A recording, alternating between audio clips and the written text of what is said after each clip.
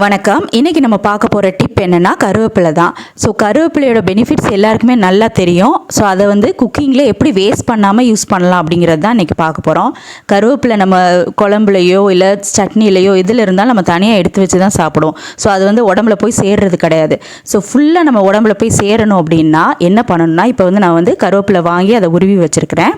So இது தண்ணியில் நல்லா வாஷ் பண்ணி எடுத்து வச்சுருக்கேன். ஸோ இதை அப்படியே வெயிலில் நல்லா காய வைங்க. 2-3 நாள் காய வச்சிங்கன்னா நல்லா காஞ்சி அதை உதுத்துனீங்க அப்படின்னா நல்லா கிறிஸ்பியாக வந்துடும். ஸோ நல்லா எல்லாத்தையும் உதுத்தி நீங்கள் ஒரு பாக்ஸில் போட்டு ஃப்ரிட்ஜில் வச்சுருங்க. ஸோ தாளிக்கிறப்போ எதில் வேணாலும் கொஞ்சம் எடுத்து போட்டிங்க அப்படின்னா நீங்கள் அவங்க சாப்பிட்றவங்க தனியாக எடுத்து வைக்கவே முடியாது. அது குழம்புல சட்னியில் கரைஞ்சிரும்.